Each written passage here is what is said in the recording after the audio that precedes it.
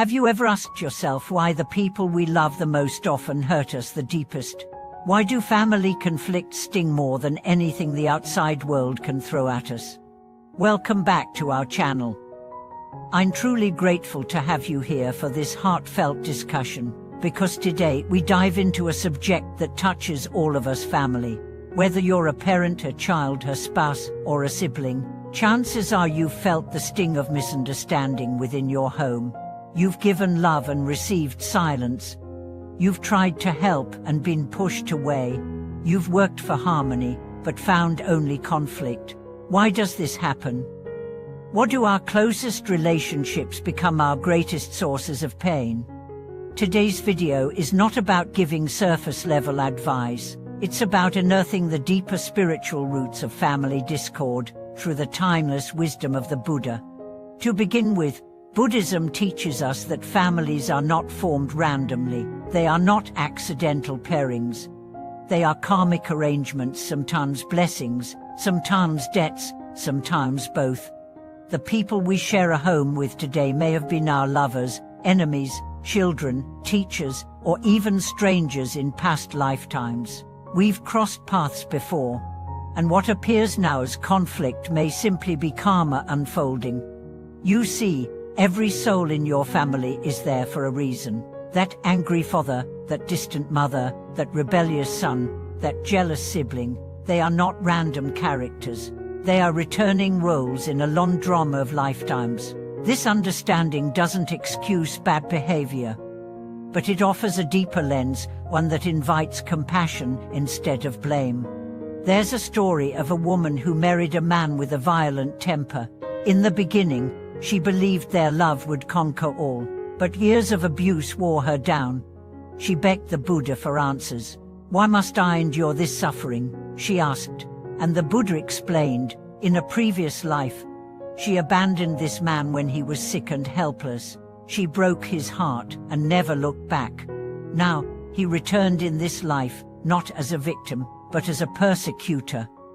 The karma had flipped. The debt had returned. Again, this doesn't justify pain, but it teaches us something essential. If we only fight the surface without healing the roots, we carry these patterns forward. We repeat the same pain in different forms. Let's consider another example. A man endlessly tries to win his son's approval. He provides everything: education, opportunities, support, but the son rejects him, treats him with coldness, even contempt. Heartbroken, the father asks a spiritual teacher why. The teacher replies, "In a past life, you were a ruthless leader who took children from their families. One of those children has returned as your son." Suddenly, the coldness makes a strange kind of sense. The emotional distance wasn't born in this life. It was inherited. This insight can change everything. You begin to understand that healing doesn't always mean changing the other person. Sometimes it means transforming yourself.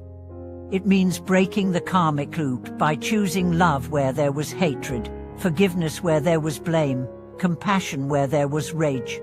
The Buddha taught that the home is not just a place of comfort, it's a sacred dojo of the soul, a battlefield of past karmas seeking resolution. And you are not merely a victim in that field. You are a warrior. But to be that warrior, you must stop asking, "Why don't they understand me?" and start asking, "What am I here to learn?"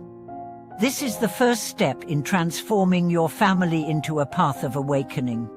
Let's go deeper into the principle of karmic families. Imagine each member of your household as a mirror. When your sibling provokes you, they reflect your pride. When your spouse triggers you, they reveal your impatience. When your parent criticizes you, they expose your attachment to validation. These reflections aren't punishments, they are opportunities. Every sharp word is a mirror. Every silent treatment is a bell calling you back to yourself. That doesn't mean you accept abuse or tolerate toxic behavior endlessly. Boundaries are essential. But when you see the spiritual dimension behind the dysfunction, you begin to shift from blame to awakening. There's a story of two sisters who hadn't spoken in years because of a disagreement over inheritance. Neither was willing to forgive. But one day, after years of meditation and study, the younger sister began to see their relationship through karmic eyes. She wrote a letter not of apology for what she hadn't done, but of forgiveness for what she had carried. The letter was simple. Thank you for teaching me the cost of pride. I release the story. I choose peace. That letter was the turning point. Within weeks, the older sister called. They cried together for hours. The pain didn't vanish, but a new story began. Let's pause here and ask ourselves, who in your family reflects your deepest unhealed wounds? Who have you tried to change without success? Can you begin to see them not as enemies or burdens, but as sacred teachers in disguise? At the core of Buddha's teachings on family is this: every difficult relationship is a doorway. Behind every argument is a spiritual lesson. Behind every hurt is an old contract waiting to be rewritten with love. So when we ask, who is to blame for family conflict, the Buddha gently turns the question back to us, not as accusation, but as invitation.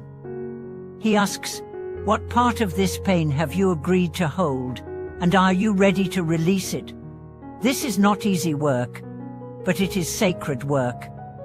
And you don't have to do it all at once. Start with one conversation, one breath, one moment of choosing love over fear. Maybe your mother never gave you the warmth you needed. Maybe your father never saw your value. Maybe your brother betrayed your trust. Maybe your spouse became a stranger. These wounds are real, but they are not the end. They are the beginning of deeper presence, of honest healing, of radical self-compassion. You don't heal your family by fixing everyone else. You heal it by becoming the calm in the chaos, the light in the storm, the wisdom in the noise. And one day, your family may not look like the dream you once had, but it will become your greatest teacher, your most faithful guru, the place where your deepest awakening was born. Thank you for watching this video. If this message spoke to your heart, please subscribe to the channel, like this video, and share your story in the comments. You are not alone, and your story matters. Until next time.